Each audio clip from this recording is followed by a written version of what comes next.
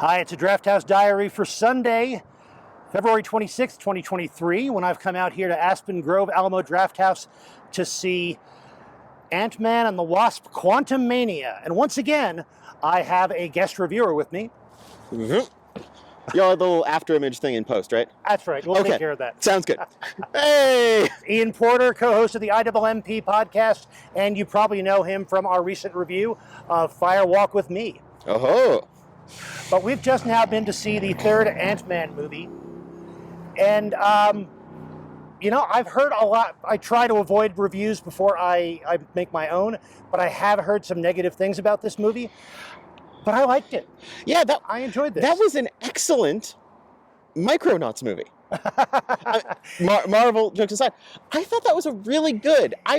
A lot of people have complained about the Ant-Man movies before. I've really liked them. If I was going to be critical of this, like you're comparing it to Micronauts, there was a lot about this that was not original. A lot of the story arc, a lot of the production design was right out of Tron Legacy. More so than even Tron Legacy, I feel like it was a lot out of Marvel's cosmic stuff. If they didn't have a preview for Guardians of the Galaxy, I wouldn't have spent part of the movie thinking, why does the tiny look like the big?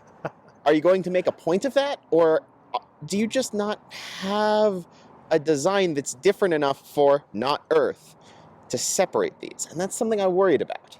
Yeah, I mean, it ties into the cosmic, and I think they're bridging that, the gigantic and the subquantum. It's part of their leaning into the Jack Kirby legacy. Yeah. But so that kind of worked for me. Okay. But you're right.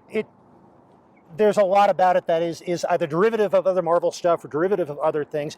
I thought the entire thing was a bold reimagining of Mork in Wonderland, the two-part season 2 premiere of Mork and Mindy, in which Mork, due to cold medicine gone wrong, gets shrunken down to subatomic size and must join a rebellion against a tyrant who has outlawed humor. Now, fortunately, they didn't outlaw humor here. No, because they glued it together with that, actually. You can say parts of this are derivative. You can say that the story arc is one we've seen plenty of times before. When it comes to the Ant-Man movies, it's the charm of the characters, the charm of the movie stars they cast that makes it all work. Mm-hmm. And I think that was true here as well. You know, Paul Rudd, Evangeline Lilly, Michelle Pfeiffer, Michael Douglas, they all bring this together. In a Marvel Cinematic Universe that is growing and trying to change into its next phases and such, being able to have this version of Scott Lang stay the everyman and stay the perspective character who can relate to the audience when everything is weird is a useful and powerful thing. This is a tonal check-in and a reset of expectation in order to make sure you can go into the next things without problem, I think. Yes, if they went too heavy, too fast, and granted, there's a lot about this that is heavy. Jonathan Majors as Kang, he is good at playing super serious, super heavy bad guys, and I like Jonathan Majors a lot. I hadn't really seen him. Okay, we're back. We had a little adjustment with the timeline when the wind took the camera off the roof of the car. But we were saying that Jonathan Majors, he brings enough weight to Kang to give you enough serious stakes in this movie, while not totally short-circuiting the lightness, the charm that you want from an Ant-Man movie. And I will say, in terms of having him as a bad guy, I do have hope with how Marvel is handling bad guys in general. Marvel characters are known for gathering up a collection of bad guys and trading them around like baseball cards. Their rogues galleries are larger than each hero gallery in that sense. But they're going through villains at a steady enough pace, and they're not hanging on any one of them too long. Even this version of Kang, they're not letting him stay statically scary. And that is important, because if I felt like they were trying to stretch out what they had out of such a big library, I'd be nervous. Yeah. But the fact that they're moving through this tells me that they've got stories to tell, not just an engine to keep running. And that makes me hopeful, especially with some of the things I've heard that you were saying before. People have been saying about the MCU, about this Ant-Man movie, the concerns people have had. This assuaged some of those fears, I think. So that sounds like it's a recommendation from both of us. I think so. Yeah. I always have loved the Marvel stuff. I'm always a fan of that kind of action movie, but this is a good one of them. So, oh yeah. So it is a Drafthouse Diary. So other parts of the visit to the Alamo. What do you think of the pre-show? Pre-show was pretty good. I didn't catch all of it, but there are pieces that I expected. Yeah. Paul Rudd's internet presence results in what I'd expect them to be able to gather for video and weirdness. Yeah, they had some weird, trippy music videos that at least visually tied in with the with this movie.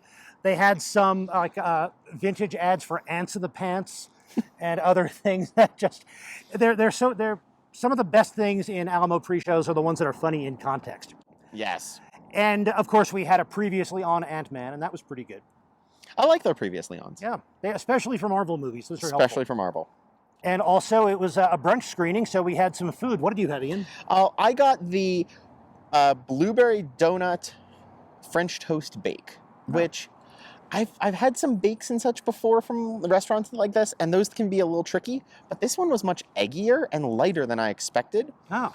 It was much more French toast and a lot less donut than I thought. If it wasn't for the fact that it had some powdered sugar and the citrusy, like orange glaze to go with it, it wouldn't have read donut to me at first, but it was really good. I really liked it. Yeah, that sounds good. I had one of their bakes that are like that a few months ago. It was their donut hole pineapple upside down bake, which was good, but there was just too much going on. It was too sweet. It was too big. Sounds like this was a better balance. It's like being brunch. Let them dial it in a little bit better. And I had the Breakfast Club sandwich, once again swapping out cheddar for the usual Swiss. It was good. It's a good breakfast sandwich. I think this one was a little better than the one that I had in San Antonio a few weeks ago.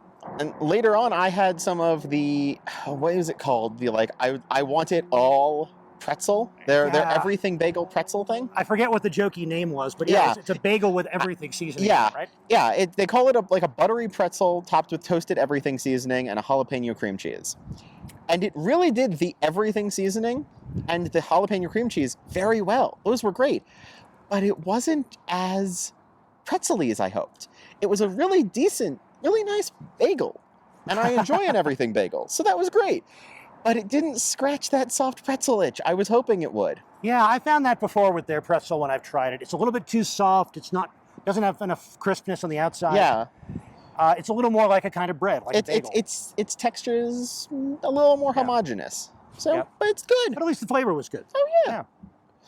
And the staff, as usual, was good. Not always, but as usual, they were good. And didn't have a whole lot of interaction. But it was also good sound, good projection. I thought it was a good visit to the Alamo in general. Absolutely. Chairs were good. The reclining portion was well maintained. It was just a nice time. Excellent. Well, thanks very much for joining us for this Drafthouse Diary. We're glad you could. If you want more of these reviews, please consider clicking subscribe. If you liked this and you got this far, consider clicking like down below. But most important, we appreciate you listening. We appreciate your watching. And we'll be back with more. And until then, enjoy your movies. And when you do, stay till the end of the credits.